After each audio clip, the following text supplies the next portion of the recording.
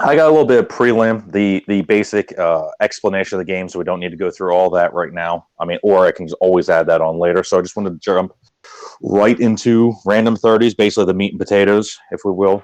Okay, that's fine with me. So, yeah, I'm sure you weren't like, oh no, I wanted to be part of the description. So, Sure. Let's be part of the all right, so, description of terribleness. yeah. So anyway, my co-host right now is Brandon, who goes by Mango Tango. I'm Travis. I go by Night Hydra, and obviously they don't allow us to put spaces in our names, so you just type in the whole thing. Of So course. I know you and I played. Oh my God, when did we actually play Epic? It must have been what, 3 years ago, 2 years ago, in the physical form. Right after the Kickstarter finally delivered prints, Oh I my God, believe. that must have been like 4 years ago. Wow. Yep. Anyway, That so yeah, that was us sitting around yeah, a table both playing and going, we enjoy this a bit, but yeah. Oh no, no, no I one else enjoyed it a does. lot. But we'll touch on that a little bit later for why paper the physical form doesn't work for us.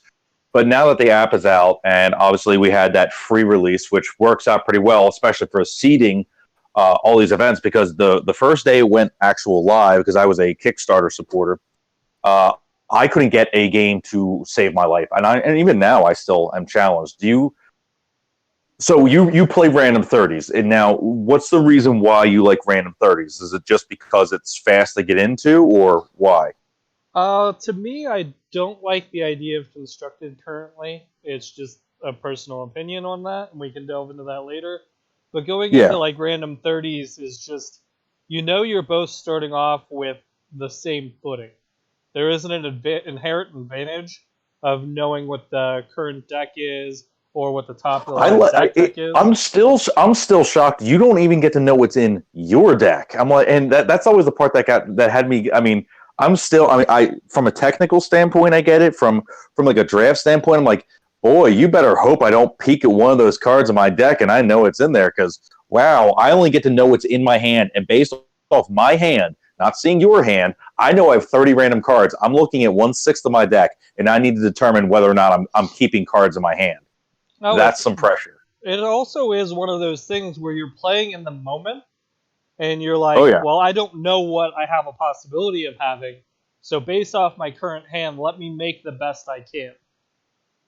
No, and that's where I definitely agree that the random 30s, and I've had this discussion with a few people, and I know I'm going to have with you. Some of the cards in the game are clearly more designed for limited, and some are clearly more designed for constructed.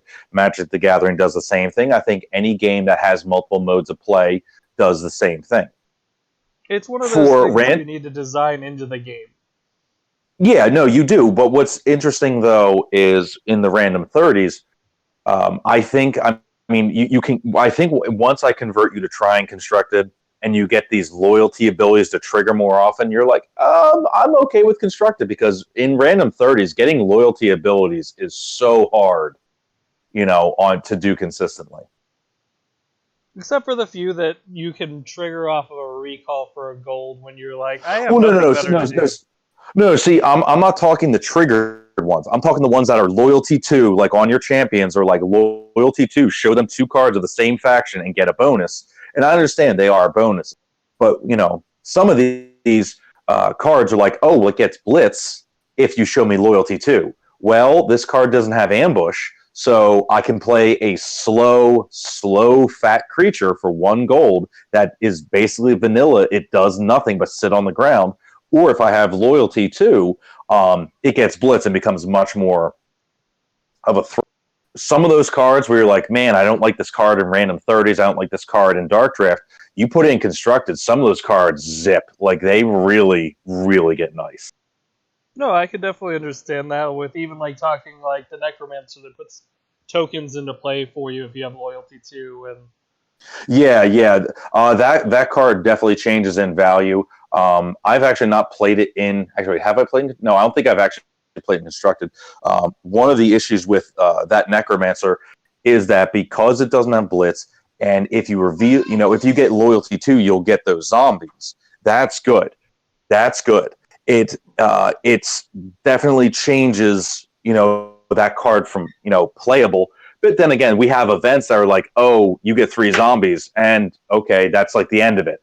Um, so of the mechanics, do you have one that you think really is way better in limited? I mean, because you're looking at recall, you're looking at ambush. I would even argue, counting airborne, breakthrough, untargetable, unbreakable, unbanishable.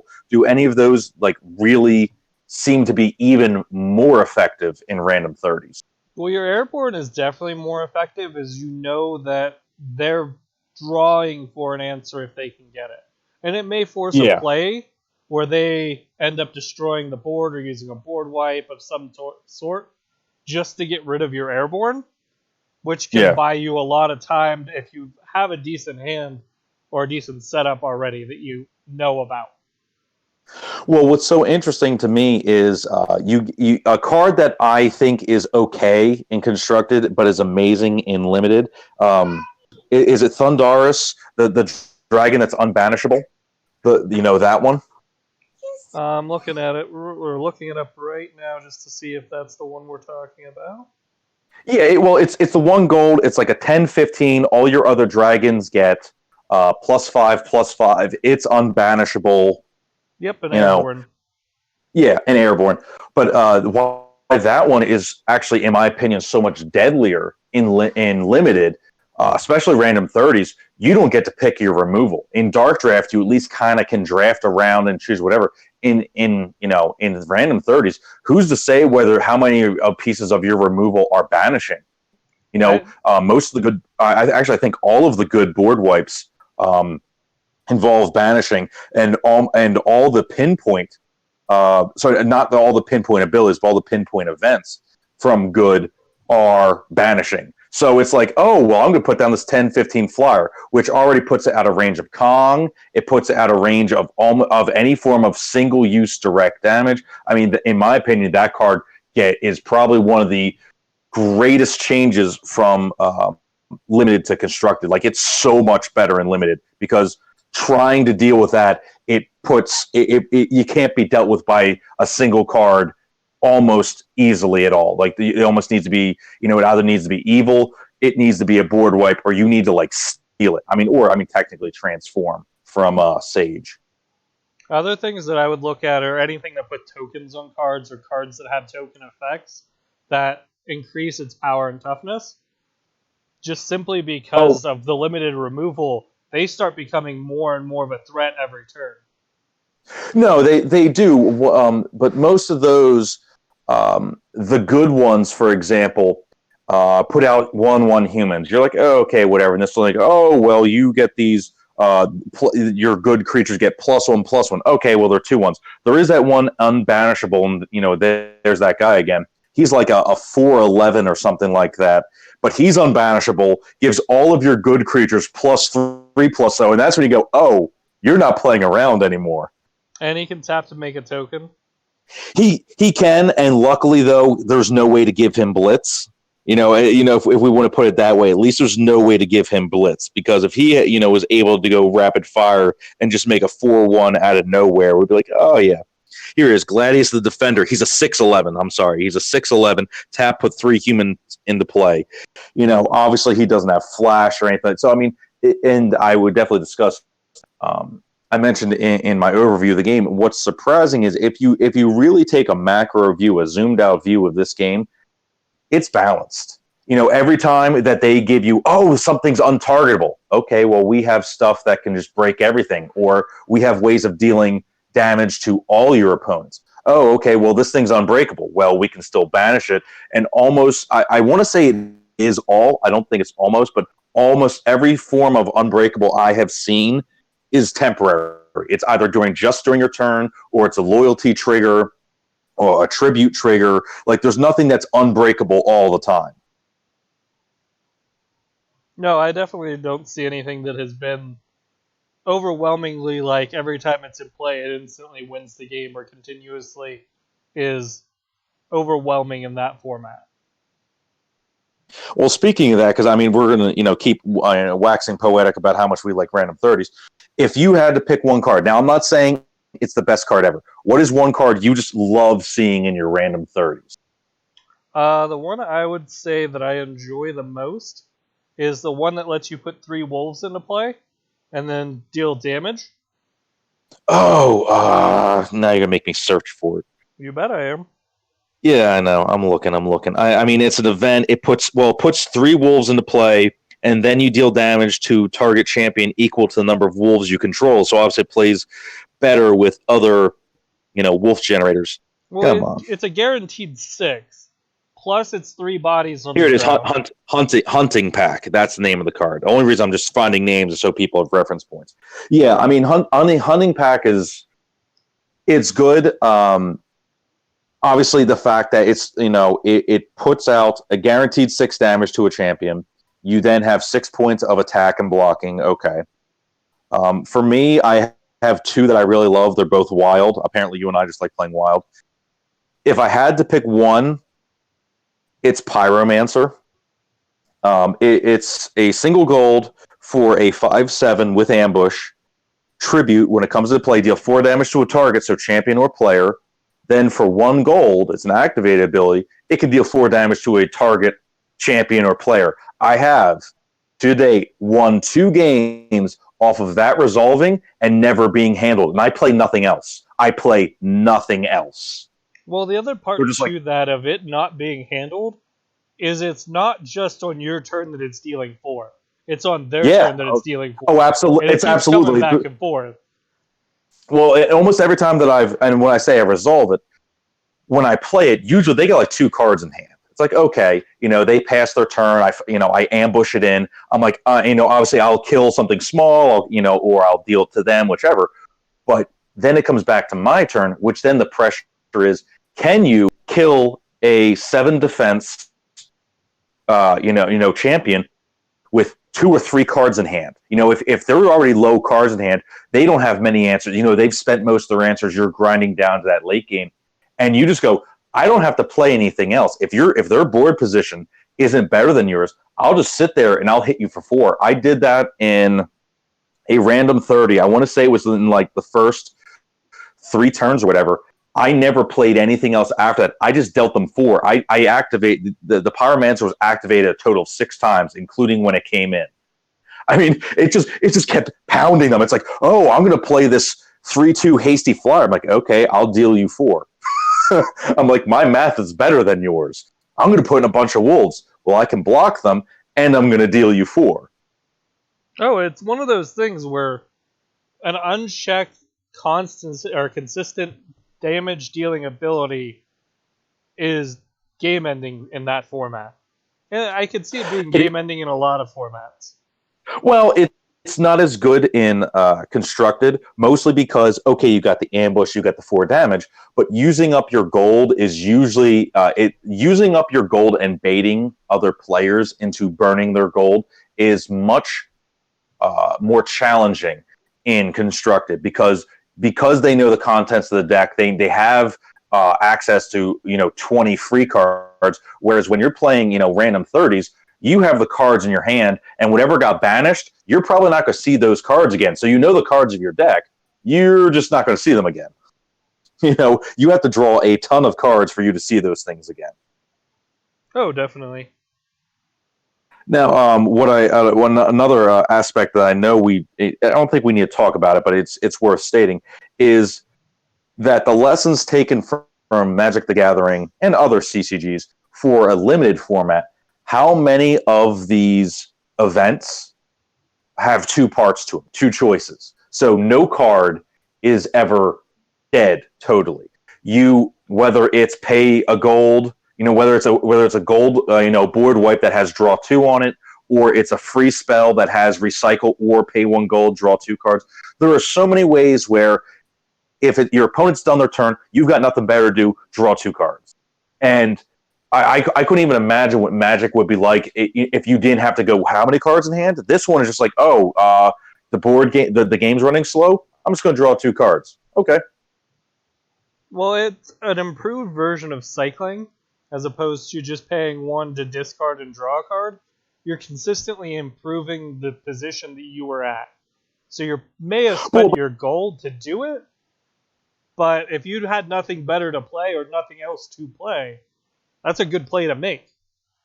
Oh no, it is. But also, so many of these free events that you can pay a gold to draw two. Some of those are very niche. Like, okay, you get to return an attacker, or your guy gets plus four, plus two or something like that. I know that one doesn't exist. I can't think of the other ones off the top of my head, but um, just the ability to go, oh, my hand's not looking great. I can draw two. Now, so instead of doing a one for one trade, and you did say it was an improved version of cycling, but it's not just a one for one trade. You can draw two, and then your chances of drawing another draw two in a random 30 are, I would actually say it's probably one and two, because almost every event has some form of draw card on it. It has a way to ensure that it's not just sitting there being dead in the limited format, Yeah. which improves how the limited formats play out. Oh, absolutely. I mean, and that's one of my I'd say it's always my selling point for why this product is so valuable. If you were to buy the physical deck, which on sale is like under $10, 120 card divided amongst four factions evenly, overall well balanced. You can draft it a ton of ways. It can be a cube. It can be constructed. It can be random. 30s, two players dark draft. You can keep going on and on about how malleable this game is, provided, of course, you understand the rules. And the rules aren't too different. But for random 30s, what I have found, I mean, obviously you can spot newer players just by how they rush things out or they miss timing windows, and there's nothing wrong with that. This is probably the most approachable because, as said yourself, you weren't looking to really get involved in construction. But the part that's kind of interesting for random 30s is because you don't know your deck, they don't know your deck. If you decide to play extremely aggressive, and they just go, oh, by the way, I have Thundarus just sitting in my hand, and you don't know it. You just go, oh, I lost because I was not planning for the unplannable. That, or you end up having something that's outrageous in your opening hand, besides that, like a token combo, where you're like, I would Yeah, never have thought to play this, but sure, let's play this. yeah, and I mean, obviously, what really the cards that are much better in constructed, anything with loyalty, let alone those I think they're listed as like Titans or something like that. The ones with loyalty X, Kark and Veldon and Xanos and all those stuff. Those are obviously not that great and limited. They're just another body. Maybe you end up pitching them to something or whatever. The bodies are decent and whatnot. But the fact that of how many cards in Sage will let you pull back an event, how many cards in Evil will either let you pull a creature directly into play. Not as many, but there's a lot that let you pull a creature, champion rather, from your discard or someone's discard, back to hand. There's a good amount of recycling, and besides the actual mechanic recycle, but there's a lot of things where in Magic in limited games, how many times you end up in dead board states and you're playing off the top of your deck and you're just going, boy, this literally ends in luck. I mean, you feel really bad. You absolutely dropped your entire hand. They should have been dead. They had some dumb card that saved them, like fog or something. And now you're like, oh, good. Well, we're just both going to sit here with a single wolf and no one's going to do anything. Fantastic.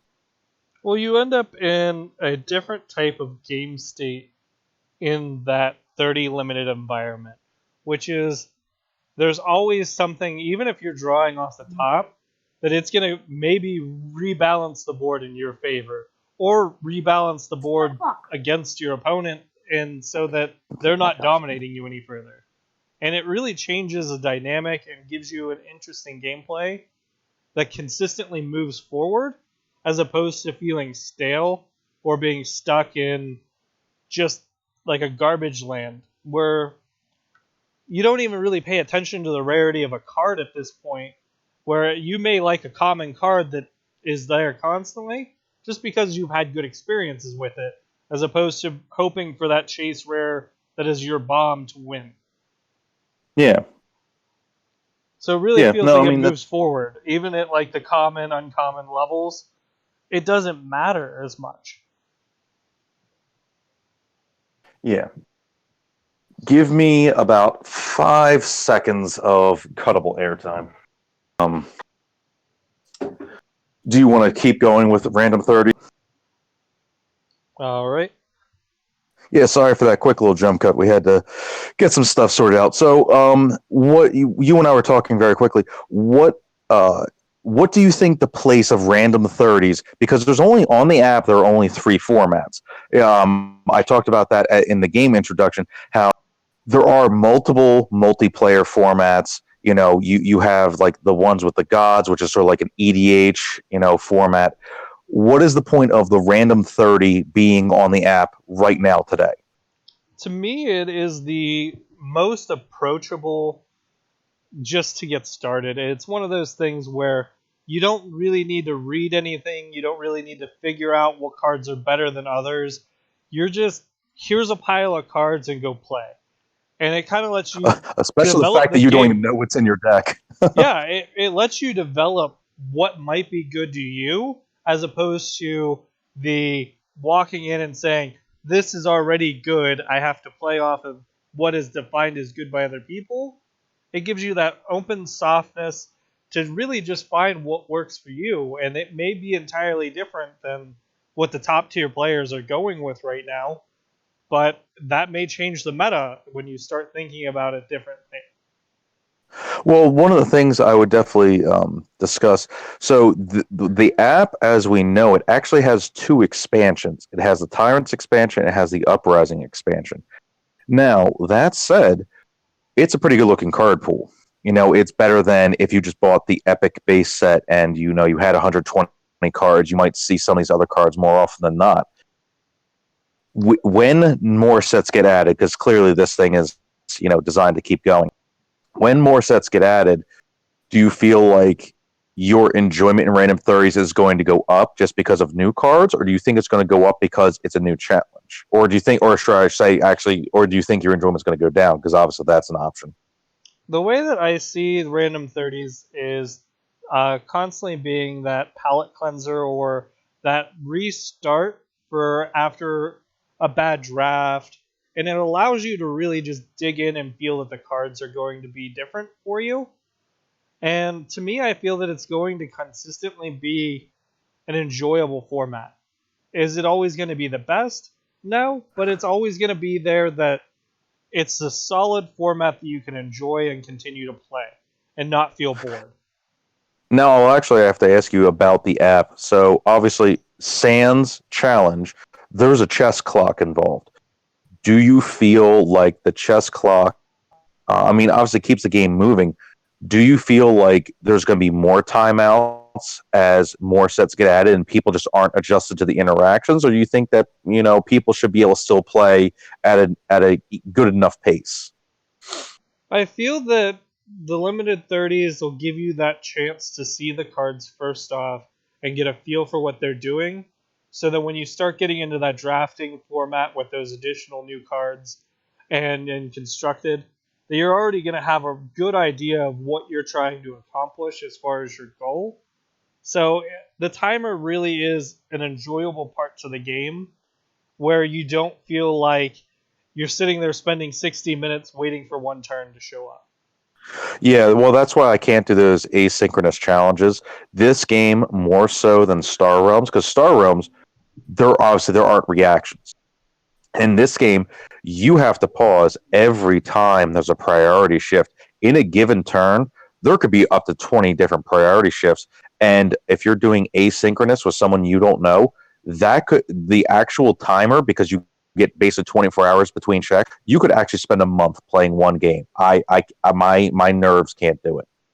Well, it's a certain point where you just show up and you're like, I just woke up. Oh, they finally made that move. Ooh, what was I doing again? No, and sometimes it's not even a move. It's just like, for example, it's like pass from attacker events to blocker events. That took 24 hours for that check. I'm like, no, no, no, no, no, no, no, no. I'm, I have to either play challenges against people I know or I have to play live. I cannot play strangers on challenges. Anyone who's like, I'm going to challenge you, I'm like, no, you're not. I can't do it. No, I entirely agree that playing in a set cycle of that 30 minutes of a game is going to be resolved is a really Yeah. it's a rewarding reason to go play. It's like, okay, we're both dedicating at least or a minimum of 15 minutes to roughly 20, sometimes 30, but you know that the game's going to be resolved and you're not going to be sitting there trying to piece together what was happening as a giant chess game. Yeah. And it definitely makes it feel a lot more enjoyable to me, especially in the games that we've played against each other.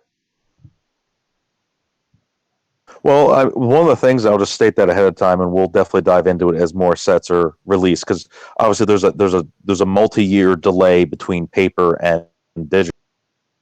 But I think random 30s are actually probably going to be even more important going forward, because as new sets are released, constructed is going to become even more polarizing. You're going to have the people who are trying to catch up, and meanwhile, some people have had these finely tuned decks for months, maybe even years, and you're just going to be buried because you don't know how these cards work. Well, in the limited 30s, you just play with whatever you're given, and you just have to deal with it. I mean, it's almost fatalistic. You're like, look, here's what I was dealt. I can play with it, whatever. And obviously, the nice part of the app is, one, you don't have to shuffle. I mean, it's such a simple thing, but you look at Magic the Gathering, and their version of a cube, which for those who don't know what that is, it's one ofs for every card. And for Magic the Gathering, you have to balance the colors. Each color gets so many. In the app, it's already done for you. And even better than that, you don't have to worry about resource issues. Yeah, not ending up having to deal with what's going on with a mana base and what where am I getting screwed at some point? How did I get into this situation? As far as uncontrollable situations of, okay, I drew 6 lands in one card and I have no way to get out of this situation, as opposed to this game There are no where lands. Yeah, Epic, there are no lands. it cuts out a lot of the resource management to its finite enjoyable play, where it's you're given this resource every turn. Your opponent and you have the same resource. You can spend it on theirs, and then it comes back to your turn. They have theirs to spend. You have yours to spend. It gives Well, you and consistent play. it does, but I mean, just almost, I want to say more than that. You have the distribution method in the physical. Obviously, digital, you just get the packs and everything else. But in the physical, the releases are fixed. They're using the LCG model. I think the non-trademark version is expandable card game (ECG). But you know what you're getting every time. I buy this pack, you buy the pack. It's the same cards inside. So acquisition of cards is not a big issue. There's no randomness to the product, in receiving it. And you also just have the fact that ahead of time what's in the set. You don't have to guess, oh, is this thing hard to get? Is it ultra rare? There's only 2 rarities, and rarity only matters in the cube format, which is even supported in the app. And for those of you who don't know what the cube format is, it's 1 rare and 3 of every common. To me, the only thing I'm seeing that they could really move forward is adding a multiplayer. Which I think the technical of that would be a logistical nightmare. Trying to get Well, I mean, especially in an asynchronous. app. Okay. Well, not even just in an app, but an app where I mean, the formats that you would add, most of those would be somewhere like they would either be constructed or they would be. I mean, could you imagine random 30s in a 4-player free for all? I think the app would try to jump off a building. I could definitely see it trying that. It would basically turn it into like a kind of computer based game similar to Arena, where it's trying Yeah, to compute everything so fast and it just to can't, keep and it up. just can't. Yeah, where you would have to have that processing power behind it. Unless it ends up So, being browser based, where the back end no, well, server is well, doing more of the work. it's across so many formats. You have it on Apple, you have it on Steam, you have it on Android, and for you to get that level of rollout, I think that their teams would have to just be working in triple time. I just don't think it would work. But anyway, so besides theoretical fallacies, Um, so if I were, you've seen the app and what's available to it. Until I was talking to Matt Newberg, I was unaware that it actually institutes the cards that are banned and constructed are available in limited, but they are actually still banned and constructed. And I was like, wow, I totally forgot there were bans. I was very impressed that that was already handled ahead of time, but they had a very long alpha period. No, that definitely makes sense to allow you to still see those cards, get a feel for what they are and what they can do in those formats. Because there's only one card, Blind Faith. It's not even worth going into because it's just not in the app. It was already a rules nightmare, and it was banned and constructed, so they just cut it out. Okay, so good has one less card. Okay, we're fine. But all that aside, the fact that in limited you still can use the two banned cards, Humble and Ceasefire, because they're really not that good in limited, especially when there's only one of them. It's usually when it's multiple that you're like, oh, this can be really degenerate.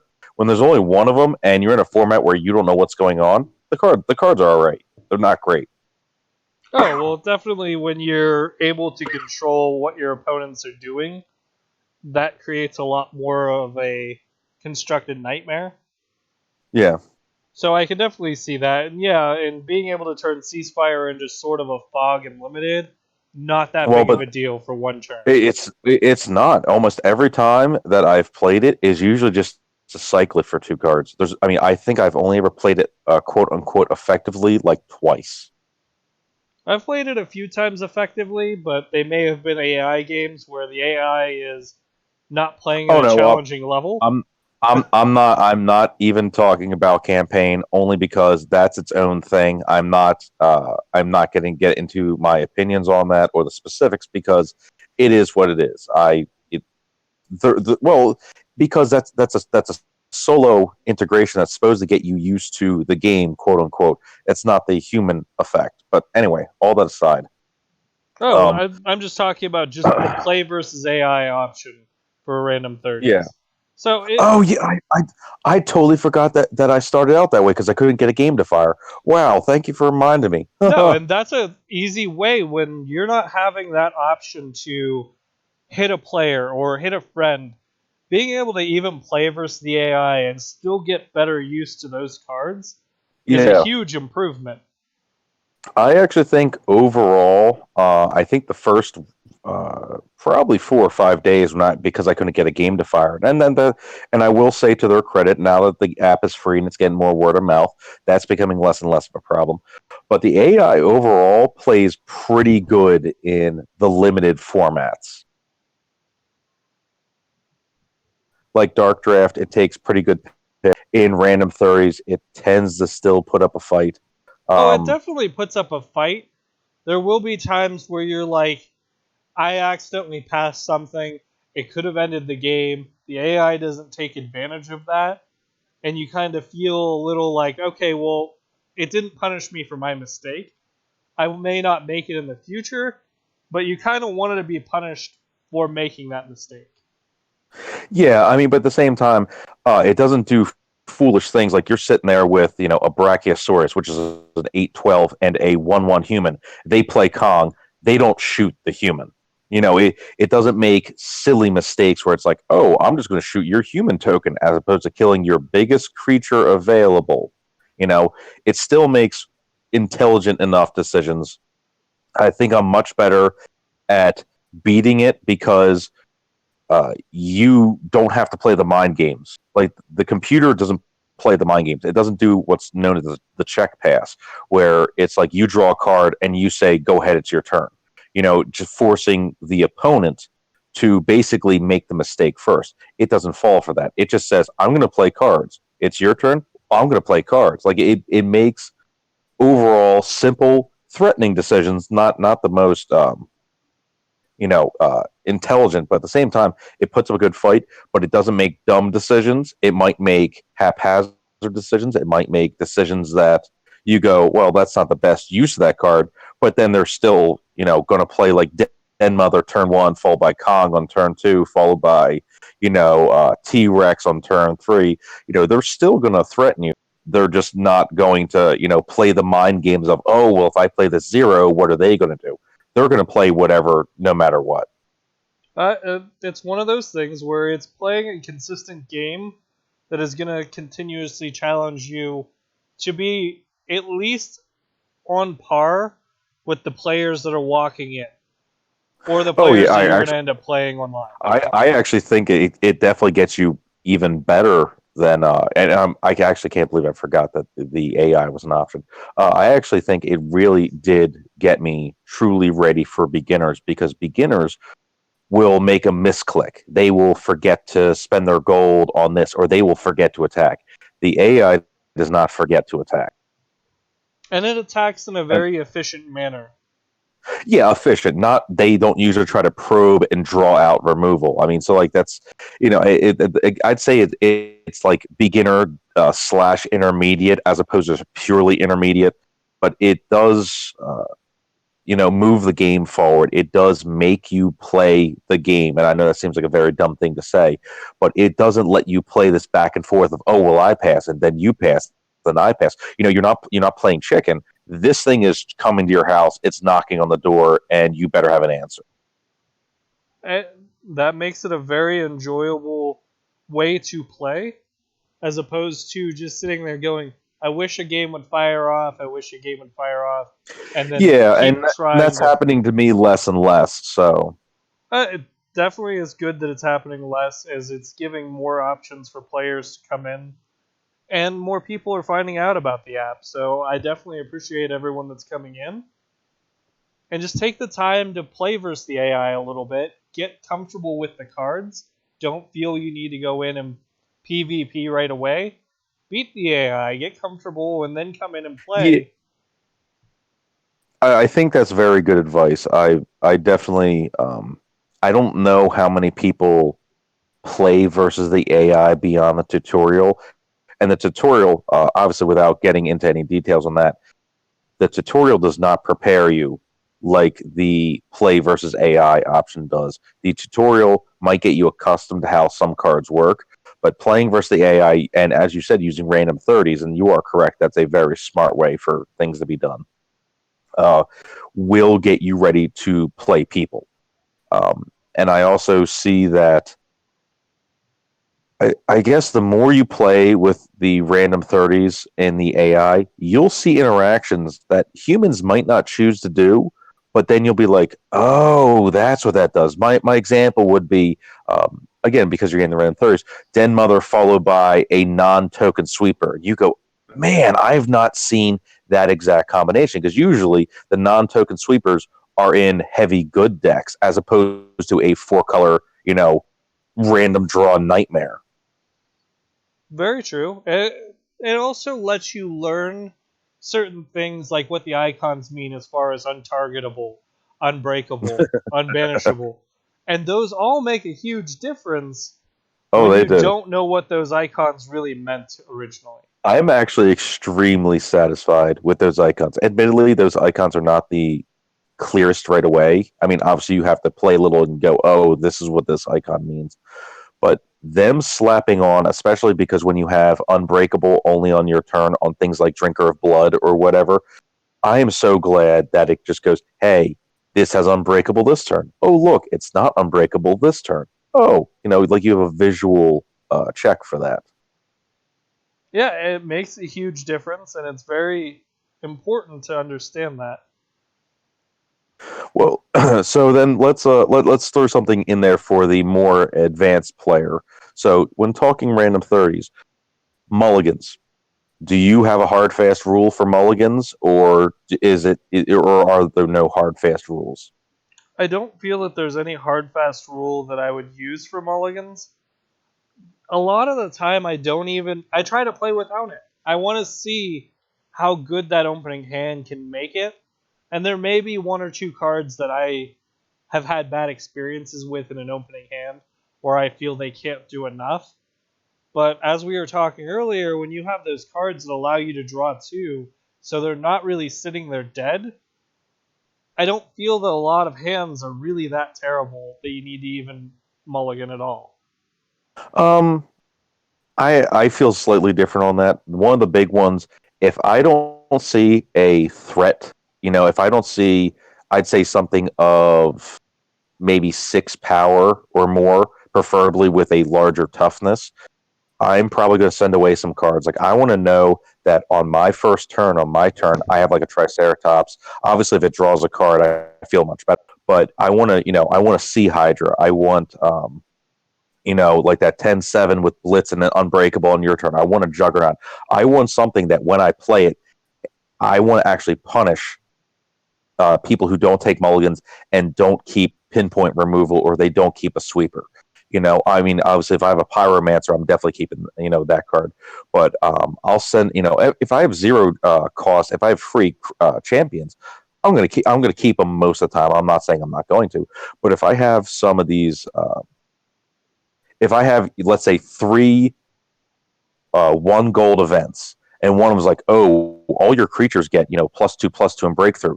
I actually might toss that away if I don't have enough of a threat in my opening hand. I want a minimum of 1 threat, preferably 2, one of which has some form of evasion, because I'll toss out my dry threat first, make them act to that, and then I have an evasive threat for later. And then 1 or 2 events that, yes, maybe I'll cycle them, do whatever. But I definitely want to make sure I have a minimum of 2 threats in that opening 5 if I have a choice. Obviously, you can throw away 2 cards and draw 2 pieces of crap. But you can, if it's my opening 5 and it says, "Do you want to mulligan any cards?" I'm gonna cut away probably just to find 2 threats. That's personal opinion, though. I've not read any articles to say one way or the other. It's just in my games, I want to make sure that I can take charge of the game earlier than that.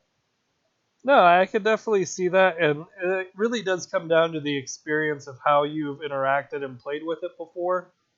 But the game really is well balanced, as you were talking about earlier, so that you're never feeling too far off. You may have an individual strategy that you feel works better for you, and that's where I think Well, the and that room one, sitting in. yeah, that one probably is a personal preference. But I actually learned that evaluation while playing the AI, because if you don't have a chunk of fat to slap down and threaten them back, the number of times I've seen the AI go, "Oh, by the way, I have a 7/5 blitz breakthrough that has recall." I can't remember its name. Anyway, the whole point is it has a threat, and not only is it just a threat, it doesn't die easy.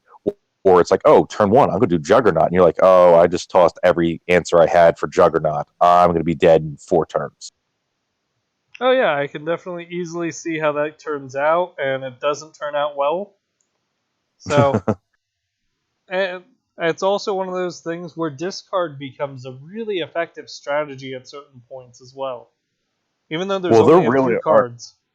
Yeah, there are a few. I will say, and I am not naming any names of any players. I understand the experience. And more so in Dark Draft. Dark Draft is where Psionic Assault is at its best, because for 1 gold, target player discards 2 cards at the end of the turn, whatever turn it's on, and it recalls whenever you play a 1 gold Sage card. Now, I have had this show up in random 30s, and the one time, I swear this happened, I played it on turn 1. They played a threat. I played it on turn 1. So then they have to discard down 2 cards on their turn. It comes back to me on my first turn. I play a 1 gold. It's something absolutely irrelevant. It might have been like that raid. I just draw 2 cards, bring back Amnesia. Goes their turn. They make another play. So they drew one, made another play. They're down to 2 cards in hand. I hit them again with Amnesia, Psionic Assault. I keep on calling it Amnesia. Psionic Assault. They have to discard both. They're down to 0 cards in hand on their turn 2. Now they have 2 bodies on there, but the thing is, though, you are now in top deck mode. You don't know what's in your deck.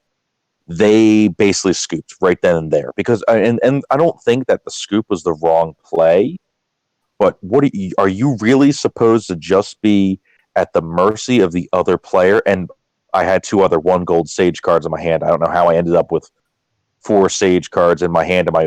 But if you could put into top deck mode, I mean, it's a little more forgiving in random 30s. But if you have 0 cards in hand, that this game it's basically over. I mean, it really is. You're praying for that one board wipe that will allow you to get there to at least reset the game.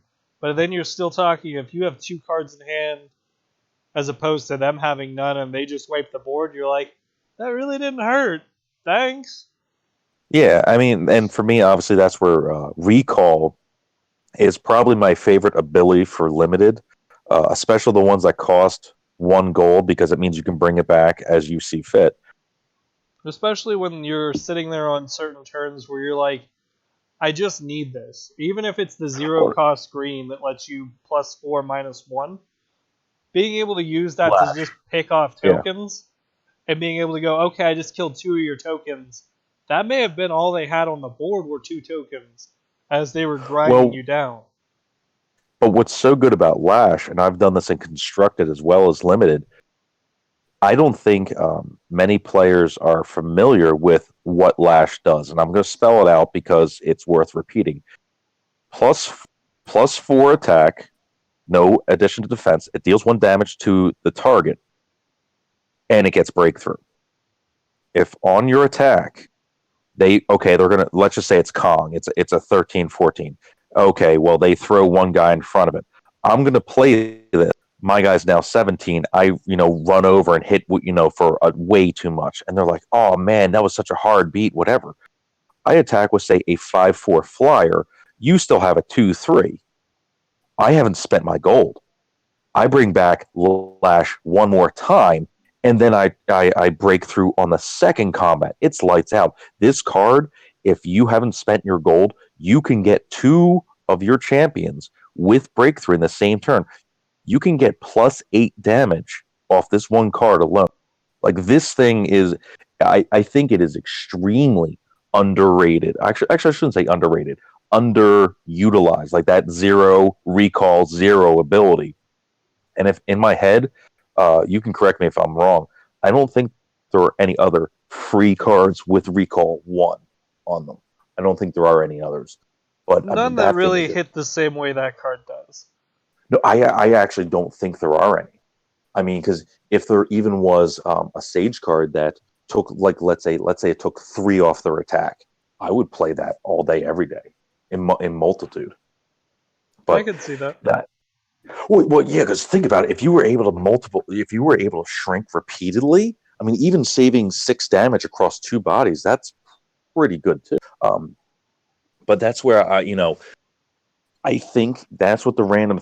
I mean, because obviously, as you and I have expounded upon, these random 30s, there absolutely is different card evaluations, so on and so forth.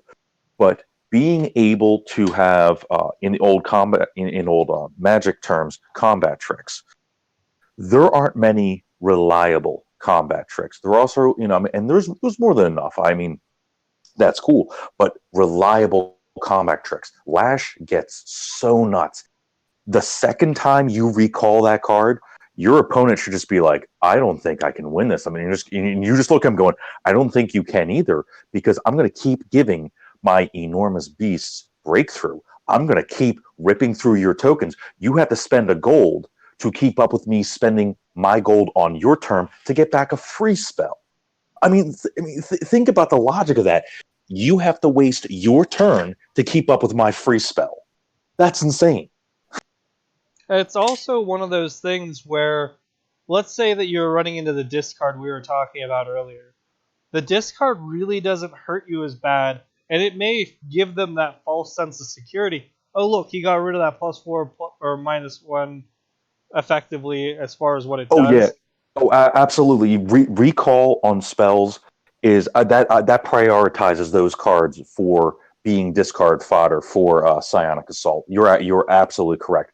Is that the built-in solution to it? I think in the rebalancing, because I've said in the intro, this is the second time we've seen Epic. In the rebalancing of the original Epic to this version of Epic, I think they understood there wasn't to be a lot of discard, because in Magic, one of the most early hated cards was Hymn to Turok. It made you discard 2 cards at random. There were games that were decided literally on the first turn by how good discard was. You look at Psionic Assault, you're not discarding now. All the other ones are like, okay, discard one now. You have Thought Plucker, you have that stupid 6/4 unblockable thief. Anyway, but all those, okay, you're discarding one card now. Okay, at least with Psionic Assault, Recall, that seems deadly, but it has to happen only on stage spells. So in limited, the chances of you recalling it over and over again aren't that great. And it is at the end of the turn. I can still drop all the cards in my hand. I can still make plays. You're not preventing me from making plays. You're just getting decent value. Now, don't get me wrong. This card is still a beast. And as I said, at its best in Dark Draft, where you can get more Sage cards. But, I mean, if you play this thing twice, in my opinion, in a game, you should be in the upper 50% of winning. That's true, and it's also one of those things where getting used to these cards now gives you that ability that when you feel more comfortable, now you can move into the Dark Draft. Now you can move into Constructed, where you have that feeling of these cards are what I like to play. This is the type of game I like to play. I really enjoy tokens, or I really enjoy having a discard theme. And then that gives you somewhere more to what you want to pull into your deck that you're building, and then it may work for you, it may not work for you, but it at least gave you that effectiveness to try it out and have a good experience with it beforehand, as opposed to following an online deck list and being like, well, I don't understand how to play this. Or I can play this moderately effective, I didn't enjoy it. Yeah, I mean, don't get me wrong. In my first week, I think the card that did gain me, I should say, the word gain, gave me the most concessions was Psionic Assault. I think when people see their hand size shrink from 5 to 3 to 0 after you recall it twice, they just go, "How am I supposed to play this game?" Now, mind you, I'm down to single digits in life with this play. I'm not being stupid. I'm not gambling away my life saying, "Oh, Psionic Assault's going to win it." If your life total can be used as a resource, which technically if you're not viewing it as that, it really is. It's not just your life total; it's also a resource. If you can take one or two hits, if you can get knocked down to 10 and still be alive, there is a gamble, because they might have that flame strike for 8 points, or they might not. And if you hit them for discard 2 after they've spent their gold, meaning they can't flame strike you, before the discard hits, they're gonna really be hurting. I mean, learning to play Psionic Assault, that's a very niche. I mean, what are we looking at? We're looking at over 140 cards, and I'm talking about, a strategy for one of them. But Psionic Assault is one of those things. If you have a master's course in how to play Psionic Assault, you probably can actually turn that thing into a win. And in my case, I can just say I've been able to turn Psionic Assault into a win over 75% of the time on that card alone. Well, it also is one of those things where the game has a forgiving format almost, in that if you're both in the low card range of 1 to 2 cards in hand, and you do end up with a board wipe, even if you're at a low life total, that may be the death blow for them where you can start rebuilding back in and having enough time to recover and then win that game. Oh Especially if yeah, you do especially have with the those number of recall cards. ambushers. Well, you have recall, but you also have those ambushers. I mean, it's like, okay, well, you're going to discard 2 at the end of the turn. Okay, well, I'm going to do this on my turn. I draw, I pass to you. I have to recall Psionic Blast. And the moment I recall Psionic Blast, you go ambusher, and you're like, I kind of deserve that one. And that is also a very interesting part to it as well, is that there is a reliable number of ambush cards that Yeah, don't well, let and that you obviously or that's on leave you open. purpose. True. It does feel like it's a well balanced game, and it gives you enough to want to keep coming back to see what they're going to add in further expansions, or to see how different plays come out. And having just a random 30 is a nice option for a quick and easy dirty game where you're there to play. You're not trying to spend an hour drafting and then playing it out. It's quick, it's dirty, it's in there, and you may have So, enjoyed it, or you may be like, well, I'm done for right now. I'll play it a little bit later. so if you had to say, because I mean, obviously I have my answer. It's a baited question. Which faction is probably better in limited 30 than it is in, say, constructed, or maybe even better than it is in dark draft? Which of the four factions do you think is actually even is at its best in random 30 if you had to pick one? I mean, obviously you're going to give me two, but which is your primary choice?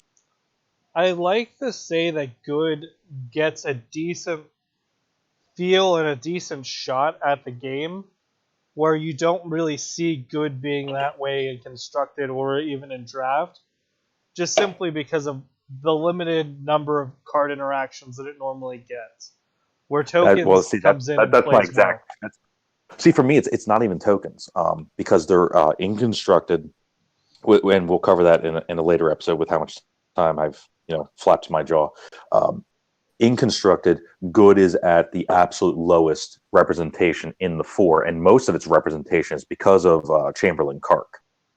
All that aside, why good is actually at its best in limited 30, in my opinion, is how many times there's gain 3 life. There's how many times there's gain 5 life. There's sweep the board, and do whatever. How many times that stapled on life is actually the difference in random 30s between life and death. Gain 3, admittedly, isn't the greatest thing, but life totals are usually very close in even. I understand that yes, that's the meaning of the word even. But if I'm at 15, you're at 11, I swing in for 2, you're at 9.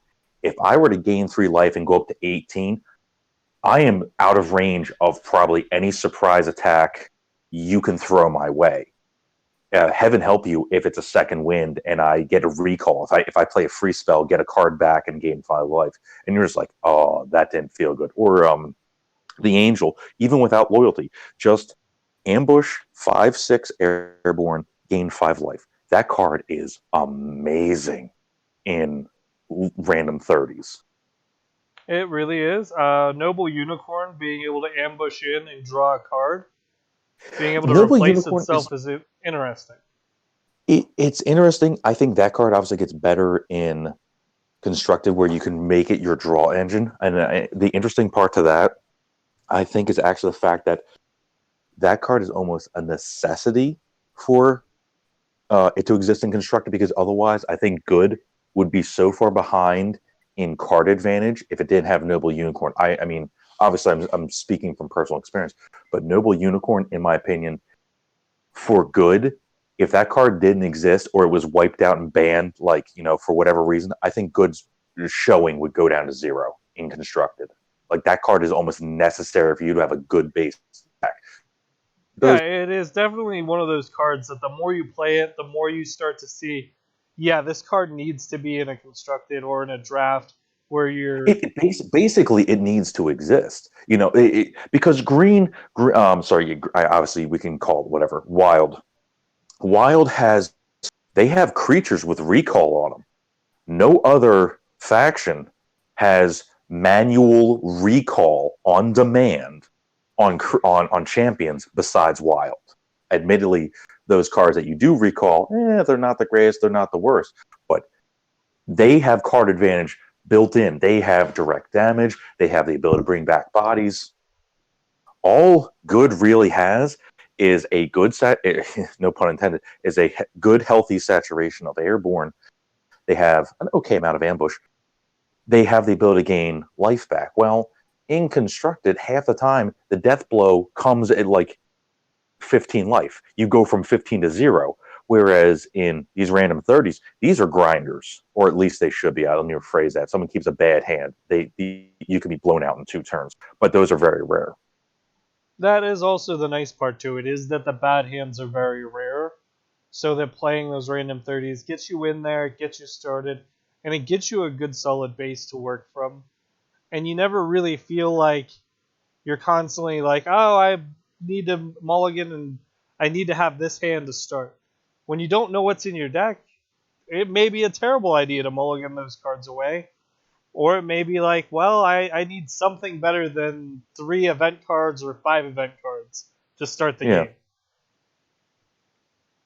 So, I think the longer this game goes on, and all my other opinions aside, the longer this game goes on, the better as a whole the community will be, just because the more sets that get added, the more players. Like if you're able to pick up a random 30 game within 2 or 3 minutes of you pressing that button, that would be fantastic.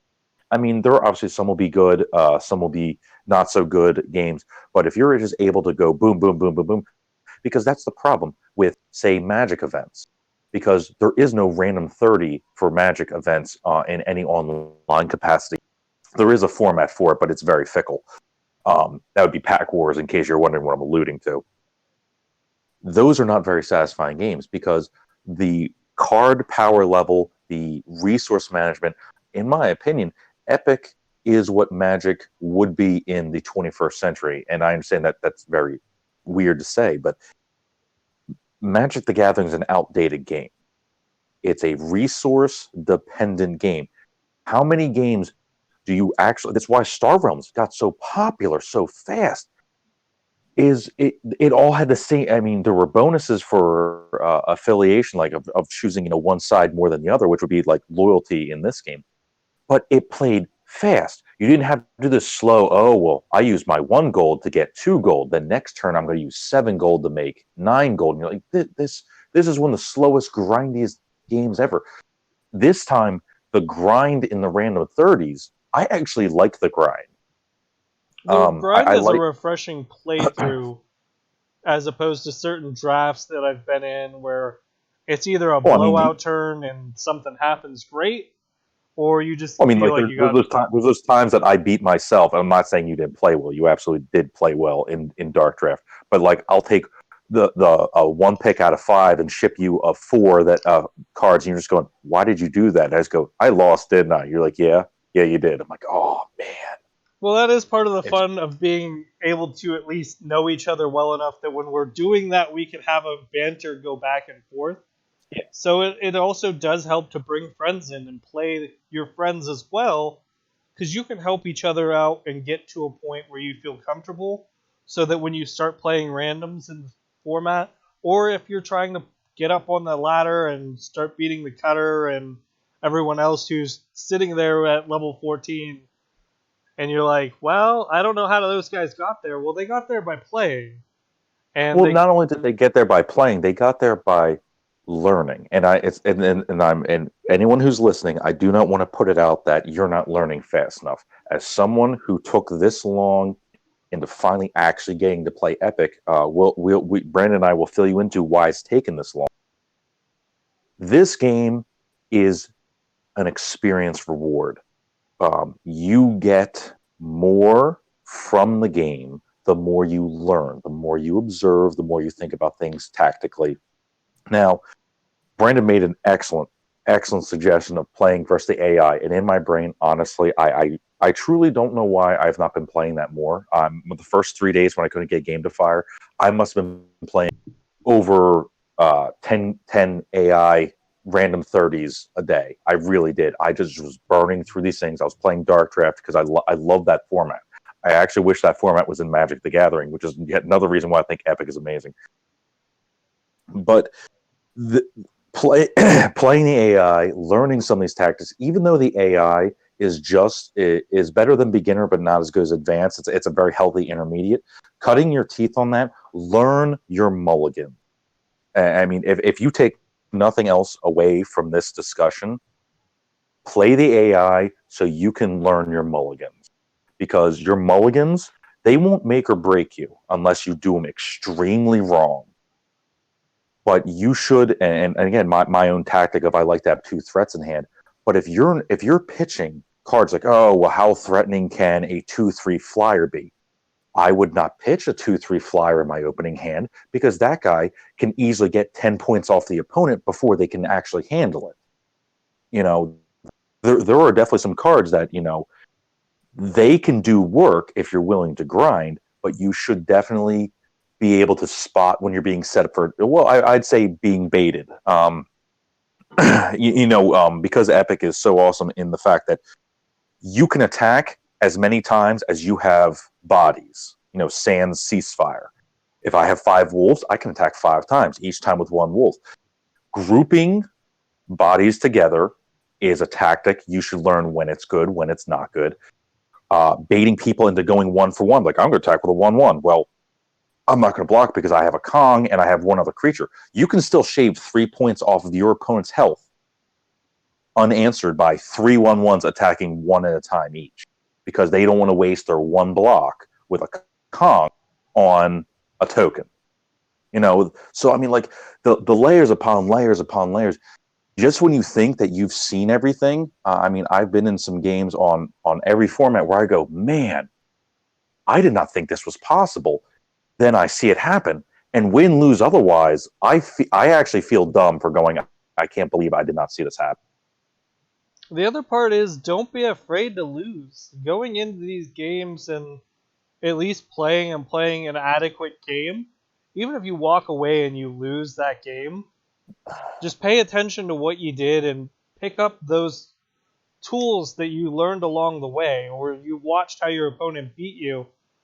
Those will all add up in the long run of having a more consistent gameplay and understanding more of the mechanics behind the game. So you may have got beat by a mechanic once, like trying to kill an unbreakable on their turn, and going, oh man, I Yeah, wish I knew that. Now you know what that icon is. Now yeah. you know what that card does. Now you know how to play around it more. Instead of being afraid to make that play and it being a mistake. So enjoy it, and losing is part of the game. Every time you walk in, it's a 50-50 chance that you're either going to win or lose. So accept that you're going to lose some of the games and just have fun playing it. I actually want to piggyback on that because I'm like, that's excellent speech, golf clap. No, no, no. It really, it was very good advice. The part I would actually add to that, arena. Now, arena is a necessary part of the game. I have my own opinions on it. Everything else, I am not saying it's evil. Because this app being free, it took people getting paid to develop it, and the rewards and everything coming from gems and from foils and from getting gold and everything else. That's great. Do not, in my opinion, run straight into arena if you've not been putting your time in versus the AI, putting your time in on these free start a new game. Because if you run it, because you get, I mean, mind you, I always love the fact that you get one free entry per event, which is weekly. You get one free entry, that's cool. But if you run in and you just keep trying to prove a point, well, it's 20 gems.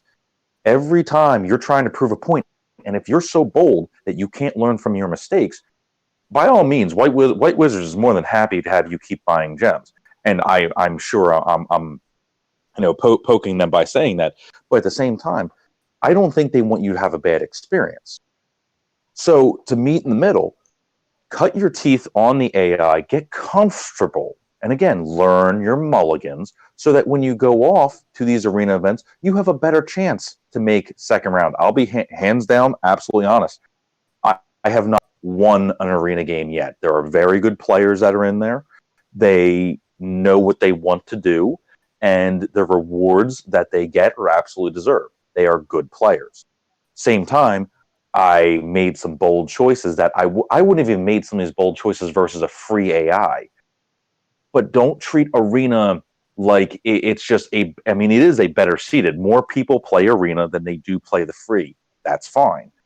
But there is a very good AI built in this game, and you should be cutting your teeth in your downtime, learning whatever format you want to learn. We keep talking about random 30s, and honestly, I think if I had to pick one of the three formats, I love Dark Draft a lot, but considering how long it takes to draft and then play, and you can be out if you draft poorly, Random 30 probably is my favorite format, all things considered. Like if you put them across a scale and you weigh time invested versus skill level, et cetera, et cetera, Random 30 probably is my absolute favorite. Everything, all things considered. They're all kind of close to each other, but Random 30 is, because a loss in Random 30 is just go off, play another game. And now, mind you, those games won't be the same, but that's actually a good thing. No, that is the unique part to it, is that based on the number of cards that are currently in it, it is going to be very hard for you to duplicate a game. You may get You to actually, see a lot of things happen, but to finally hit a duplicate, they have the same 30, you have the same 30. How you even know that to begin with is You can't. crazy. No. There's literally no way for you to actually replicate that because you don't generate those 30s. The computer does. And secondly, you can't determine your opponent's mulligans. There literally is no way for you to recreate a game. I mean, even if you both got the same exact deck, who's to say after mulligans you're keeping the same exact hand? I mean, that's almost a statistic impossibility. So you have that statistic impossibility there, plus the mulligans, plus the draw can be even different, and you also Yeah. get in Well, it will be there. different. Yeah. Yeah, and it may play out differently because of the card order that you choose to play based on the experience that you've gained from playing those cards to even get to that point. You will never notice that it's the same game happening over and over and over, where you might run into that into Constructed, which is probably what keeps me away from Constructed, is that idea that I may run into the same two or three decks like we used to in Magic all the time, where you All had right. that Well, rock paper scissors. I will actually address that very, very briefly.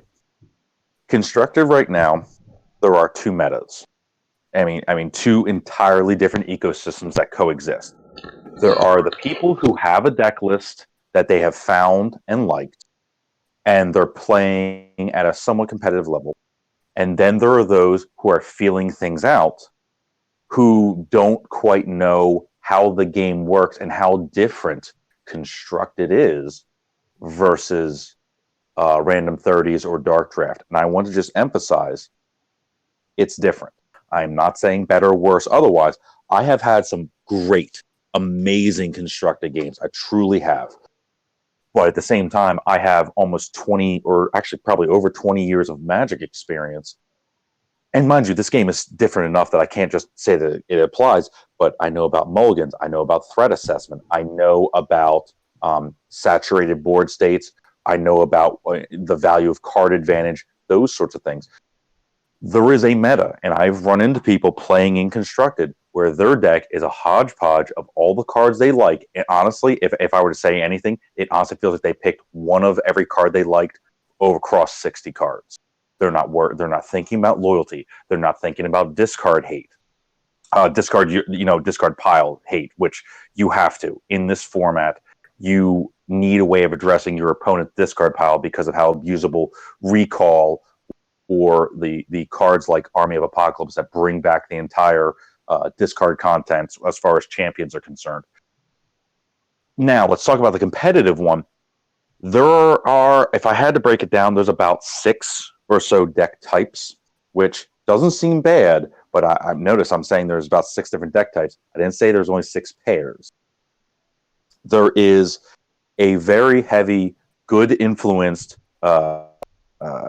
Chandler Kark. I'm just going to call him Kark from here on out because I don't remember his exact title. It might be Chancellor, Chandler, whatever. It begins with C. Anyway, he's the only true alternate win condition in this game.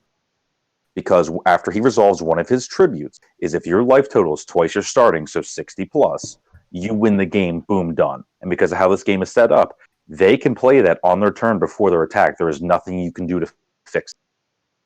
So there is that deck. He's an alternate win con. He's the only alternate win con. And I actually believe out of the cards that have actually been printed, he's the only alternate win con in all of existence in Epic.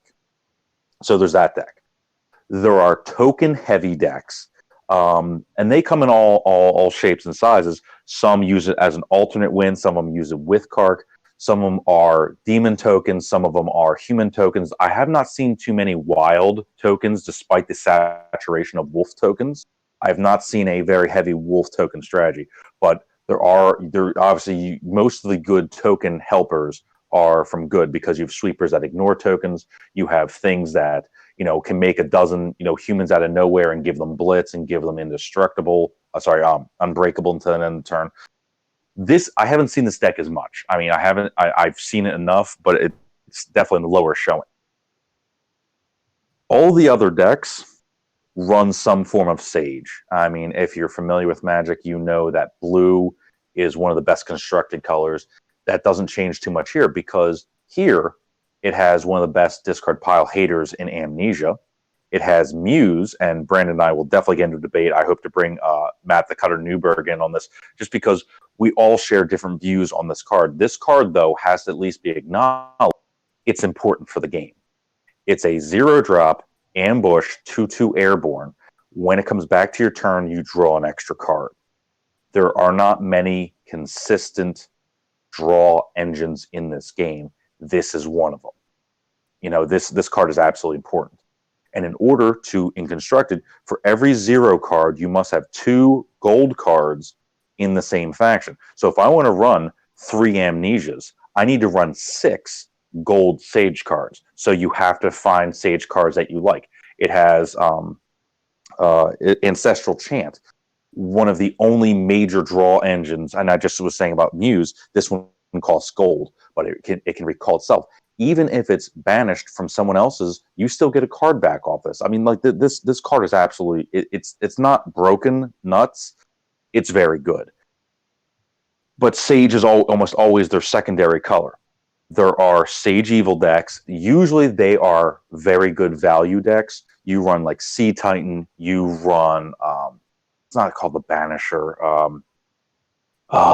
Anyway, you run stuff like Angel of Death and stuff like that. You blow up the board, you gain control back, and then you play Army of the Apocalypse. Like that's not their number one goal, but they don't shy away from a bunch of blitz creatures because Army of the Apocalypse brings all the champ back from each player's discard pile. Does not trigger loyalty or tribute.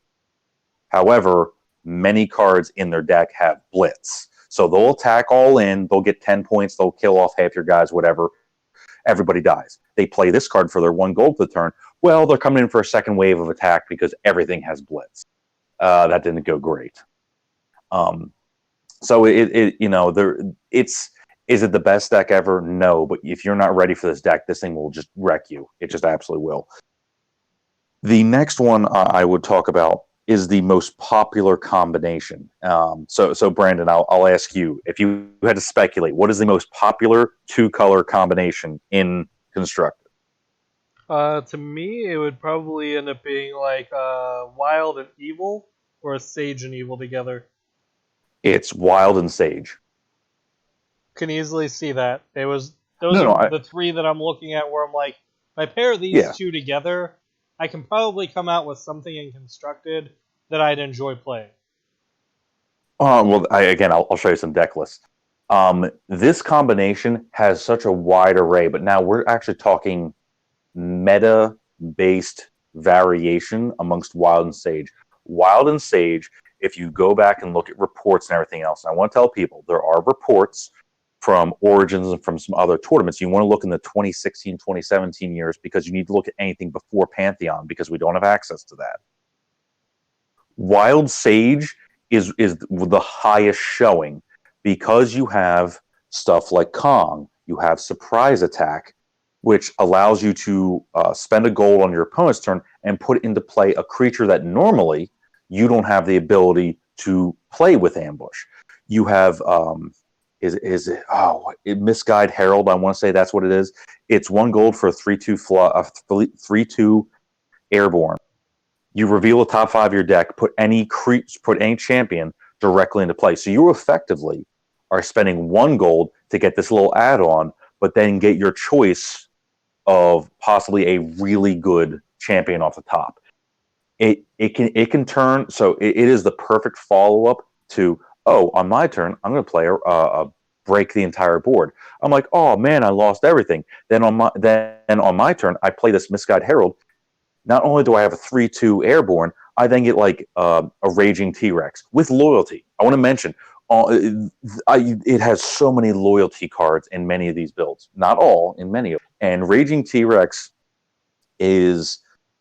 it's not underrated because it's very heavily played, but it's misunderstood sometimes, I think, by new players.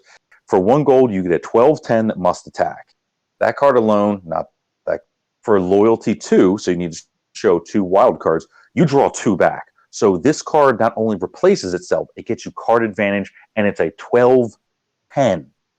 Then you throw in all the combat tricks that Wild has. You throw in all the card draw, card selection, disruptive abilities, the ability to bounce, opposing champions, the ability to attack their discard pile. And both of these colors have ambush and blitz well enough. So there's a lot of variations. And then you throw in Wild. Wild has pinpoint direct damage to champions and players. It has small level sweepers. Like it has a 0 cost, I think it's Flash Fire, deals 2 damage to all champions and players. Well, that means I can clear out not only your Muse, and I want to emphasize again how good Muse is, but it clears out your wolves, it clears out your humans, it clears out your zombies, and it's free. You don't even need to spend your gold. And oh yeah, for 1 gold, you can draw 2 cards instead. So that card is never dead. And it deals 2 damage to players. So if you have an advantage, not that bad. So that's Wild Sage. I mean, it's a very meta dependent deck, and it comes in all sorts of flavors and sizes. There's a lot of contextual calls about, do you want to play Pyrosaur? Do you want to play Draka? So on and so forth. It doesn't. It can't win immediately like the Sage Evil deck can with Army of the Apocalypse, but this thing has the ability to just not be. It doesn't lose to 1 board wipe. You need to wipe like probably every 2 to 3 turns to keep this thing in check. And following that up is the one you were talking about, which is Wild and Evil. This is the rock. If you guys are familiar with Magic the Gathering, this is the rock combination. You have the ability to play Kong next to Medusa, next to Angel of Death, and you get to bring them back with Corpse Taker, with Final Task, Army of the Apocalypse, if that's what you want. There is, I can't think of it off the top of my head, there's an event that break target creature, whosever turn it is, gets to return a champion from their discard to their hand. So obviously you generally save it for your turn. Holy, like this thing just shoots stuff. It can shoot big like a shotgun, it can shoot pinpoint like a sniper rifle, and their creatures are usually durable. It doesn't play a lot of small creatures, so you're not running into, Flash Fire killed my entire board. No, you need stuff like Hurricane. You need, I think the card is actually just called Apocalypse or whatever. It just breaks all champions. Like, you need stuff to kill stuff, and then you still have to worry about their discard pile. Holy man. And then you start throwing in Blitz, because there are a surprising number of evil Blitz cards, and 2 of them are free, which is just, that's nuts. The other thing that I would talk about is how underrated the demon that, when it's broken, does the 5 damage and then just comes right Soul back. Hunter. Oh, thank you for reminding me of that. So, I want to say the name is Soul Hunter. I really do. I'm sure I'm getting it wrong. Anyway, it's 1 gold. It's a 5/5. When it's broken, it goes. Obviously, it goes to the yard, but it deals 5 damage to a player. Now, mind you, it doesn't kill a creature. At the beginning of your turn, if this is in your discard through whatever means, it could have been broken, it could have been discarded, it comes back directly to play. Now, it doesn't blitz. This card was actually in the original Epic, the one from, I want to say it was early 2000s or whatever. This thing shows up every now and then, but it's, for Magic the Gathering fans, if you guys ever knew the creature Nether Shadow, a creature that comes back into play for no additional effort, a champion rather, is pretty good. And it's a 5/5. I will admit paying a gold for a 5/5 that has to die to do something, okay, whatever. But are they really going to keep attacking? I mean, well, actually, if it's a Raging T-Rex, they have to keep attacking. This is a perfect balance to Raging T-Rex. They have to attack with a 12/10. You block with a 5/5. Man, this thing keeps dying. Well, they keep losing 5, and the Raging T-Rex has to attack. Okay, I mean, am I going to run 3 of them? I don't think the game is at the point where running 3 of them is viable. Now, mind you, if it was back at just core set only, the base set, maybe. But as I said, 1 gold for a 5/5, whatever. Running it as a one-of in a deck, or with there's a light sacrifice ability in Evil. There's a couple cards. All their names are escaping me. There's an event that lets you sacrifice a 1 gold creature to go blow up 2 pinpoint creatures. There's one that lets you sacrifice one of your creatures to make demons. There's a card in promos that hasn't been printed in the official game yet, but its recall is sacrifice a creature. If you start it once, I guarantee you, because there is a promo card once it comes into the game. It's 1 gold, draw 2 cards. Recall, sacrifice a creature. Once that comes into the game, Soul Hunter is going to be a triple. Like, they're just going to put that combo in the game. And it also means that heavier evil decks are going to start showing up. What I don't see a lot of, as we talked about, good decks, I don't see good Sage. I mean, I actually built one. It plays all right. It's not the greatest. It's not the worst. I definitely don't see many. I mean, if I see an evil combined with a good deck, it's probably Kark, because evil has Essence Drain, deal 9 damage to a champion, you gain 9 life. Well, in Kark, gaining 9 life is 9 more points towards victory. It's just, they go hand in hand. That's the only time I see evil paired with good in significant numbers. I have a few. I actually have 2 4-color control decks, because unlike Magic, there's no mana base to worry about. Here, you just have to balance your gold cards with your free cards. So if you're going to add, say, for me, it's adding 2 surprise attacks. I get to add 1/0, 1 free wild card. So I might have 3 wild cards, and I might have like 6 good cards. And usually the 2 free ones I'm adding are Second Wind, gain 5 life, recycle. It just adds to the deck. They are so grindy. I love those control decks. They remind me of vintage Magic, where every inch is paid for in blood. I mean, you're sweeping the board, you're making a 2/2 zombie, and you're like, I'm going to threaten your board. I have a 2/2 zombie. But those are the games that I love. No, and it's one of those things that, having played in those dark drafts and having played in those random 30s, gave you more of an appreciation of what these cards can do, so that when you feel like you're getting into that constructed and you want to build a deck out of these, great, go for the 4 color.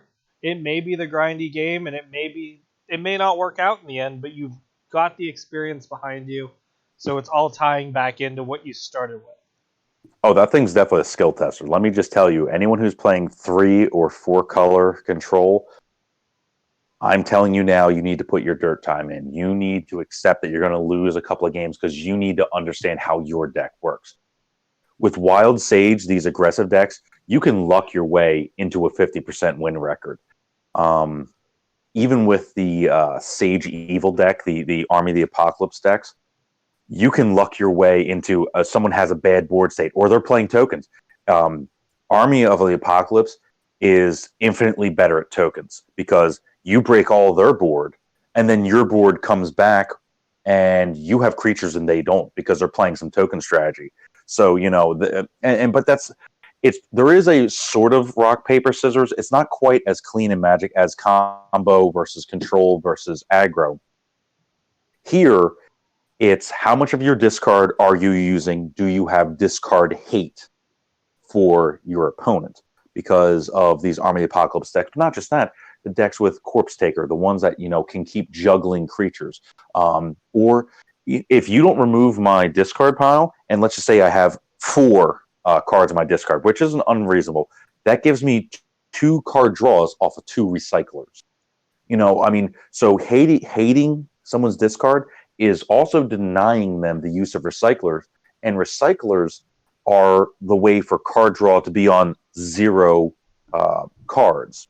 So there's I obviously we've gone along in the tooth, but there are so many things to point to for why this game keeps balancing itself. So unfortunately, we had to get Humble banned, and we had to get Ceasefire banned so Kark could still exist. And Kark itself is not an overall broken strategy if you know how to play against it. It does not auto win. I have played, and there's actually video of me playing the Cutter on Twitch. I have beaten his Kark deck, and he's one of the better Kark decks I've seen. But if you look at Post Pantheon, which is the latest paper set, there is one coming out later this year. But Post Pantheon Origins, there were no Karks in the top 16. Actually, I want to say it might have been top 8. Anyway, there were no Karks that showed up, because there's even more Kark hate coming. So if you're like, oh man, Kark, I just keep losing the Kark decks. 1, they don't show up that much, and 2, they still can lose. Like, their main win plan is to have Kark resolve and they win the game. They don't have a very good beatdown plan. They just keep wrathing the board and stalling out. Their whole goal is to stall out. I have, there's video of me beating one with a Wild Sage deck, and that's the whole thing. Is Wild Sage doesn't do great versus Sage Evil, which at this point we're talking two decks vying for control.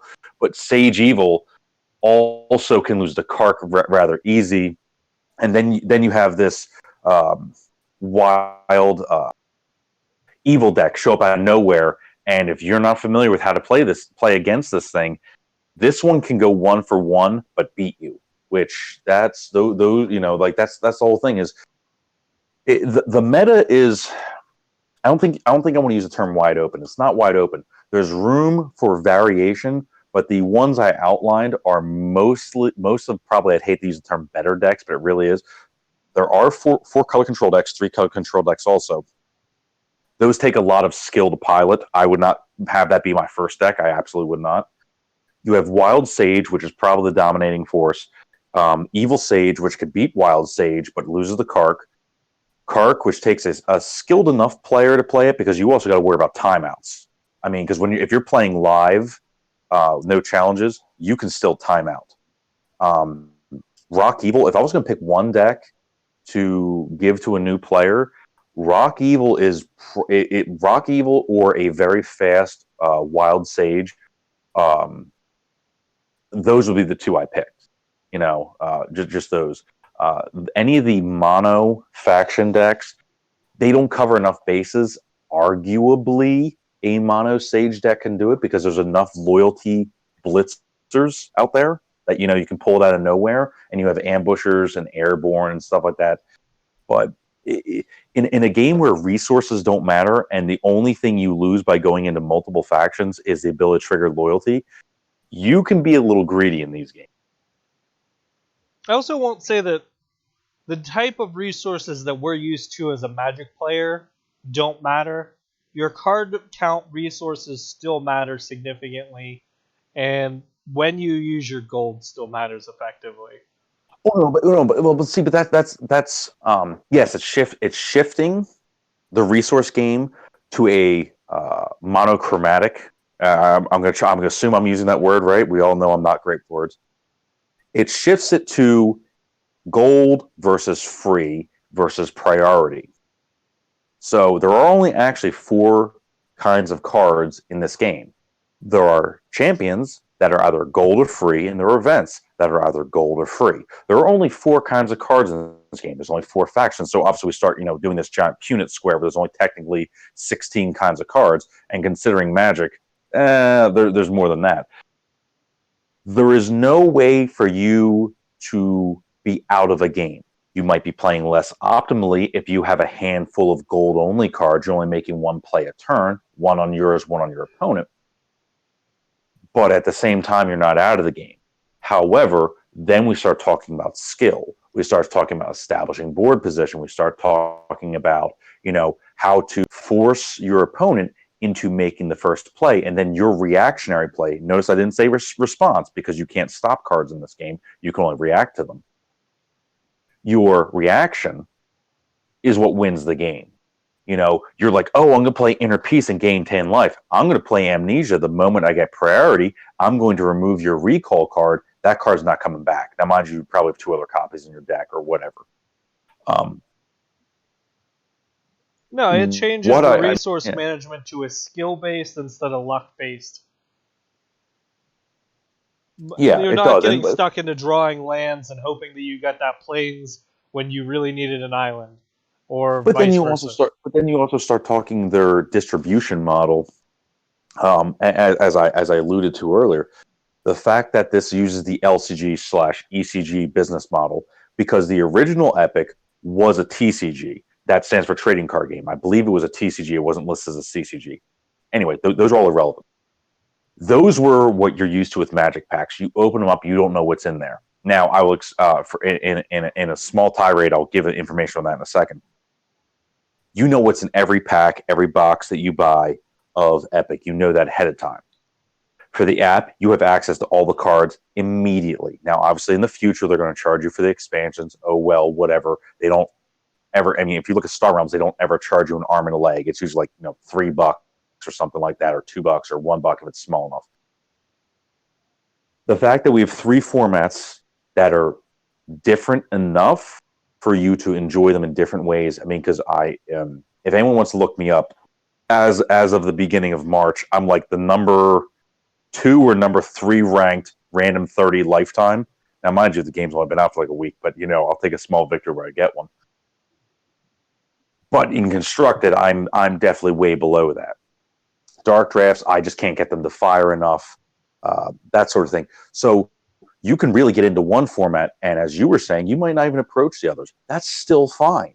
You and I can still have a nice conversation. I can talk about constructed. You talk about random 30s. Hey, let's meet in the middle. Let's discuss dark draft.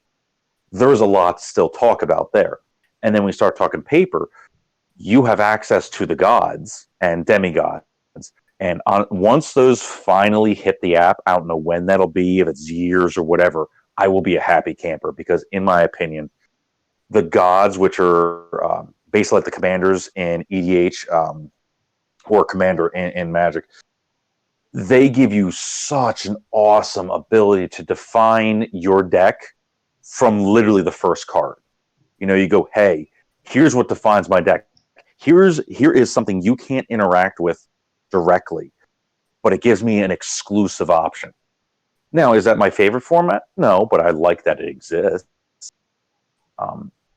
As a small tirade, the original Epic game, it featured very different timing. It featured almost Magic level of timing. There were responses. These cards were called stops. Basically, think of it somewhere between Counterspell and Terror. Like it was somewhere between, like, I'm going to stop your ability or I'm going to kill your creature. And the only thing that could respond to a stop was another stop. I really am, for the sake of this argument, I'm really hoping I'm remembering these words right. It has been forever since I played it. However, in every given pack, there were 2 stops. One of them might have been a gold and one of them might have been a free. They still had the 4 faction model, but each faction was subdivided into 2 more. There was, I want to say it was natural and magical. Those didn't matter that much, except sometimes it did. But the whole thing is, if you thought that this game is complex now, you should have seen the original one that was way closer to Magic and had a lot more, oh man, I'm going to do this, but I'm going to stop you. Well, I'm going to, stop your next play, and they still had the 1 gold system and everything else. I'd say one of the biggest changes, they had champions that could add gold. I think they very clearly saw that they were the best cards in the game because this game is built upon you get 1 gold. If all of a sudden I get 2 gold and you only get 1 gold, well, clearly I'm going to outpace you. It doesn't matter that's an easily killed champion. I'm going to cheat and kill you. No, I can definitely see that. And in closing, is there anything that you would like to, basically, how would you close this? Probably by hitting X on the app. I think that right now this is not as hot as it's going to be. I'm honestly hoping that we can keep this podcast going. I think there's a ton more content to dive into. I will try to have a better grasp of time, because we definitely ran long in this one. That isn't even running long. There's a lot to talk about, and we've only scratched the surface. Well, especially when you're talking 3 different formats. Like, that's the whole thing. There's 3 different formats. But I think this game is more forgiving than many other card games because of the fact of how different each format feels and the fact that certain cards are evaluated differently in those formats. So literally, it would be, if you took a basic deck of cards, well, everyone knows, oh, well, the ace is the trump card, or in some, if you're using jokers, oh, the jokers are the trump card. You have set rules. You kind of know that. In this game, I have cards that are amazing in random 30s and never played in constructed. I have cards in constructed that I really don't want my deck in random 30s, or I'm never going to pick in dark draft because I actually have a choice. We were just talking about how good works. There was a lot to unpack, and I hope we go. I mean, we're going to go well beyond scratching the surface, but this is something that as I said, this is where the CCG should evolve to. Many lessons are taken from Magic, and there's a good reason for that, considering who designed this game. They kind of know something about Magic.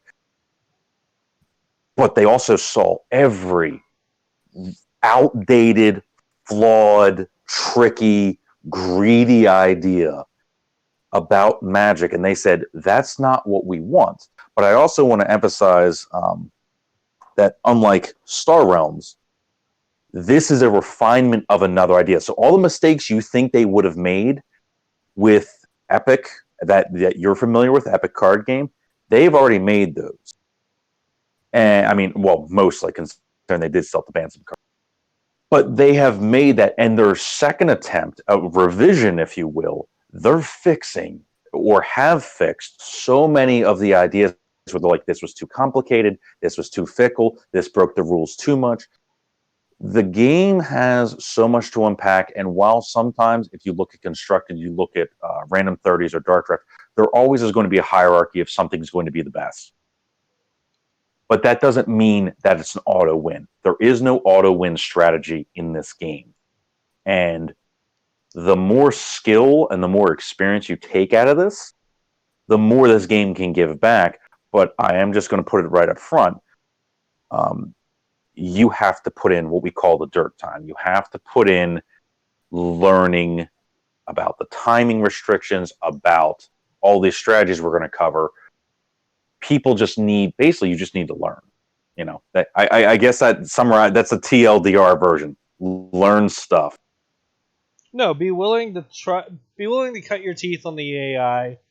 If you have something that you're enjoying playing, whether it's Constructed, whether it's Limited 30s, whether it's Dark Draft, if you're not finding that player versus player game, throw into the AI and at least continue to put those reps in, because then that muscle memory is going to be there, and when you start getting into those important ideas of what needs to actually be done, you're not have already wasted that brain power on the basic stuff of, oh, is that unbreakable this turn, or is that a card that I need to worry about? You've already made those assessments, and you're further ahead than where you are now, at a point where you just threat management and you can start dealing with what you really know as a threat instead of trying to reconsider everything a threat.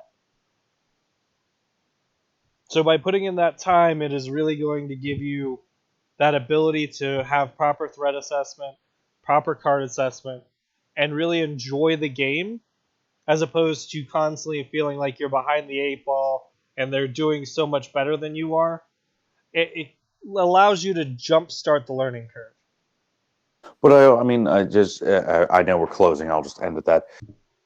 To dovetail your point and my point, you also have the ability to do that. In the app, how quickly one game ends and you go on to the next game, it really could be 3 minutes.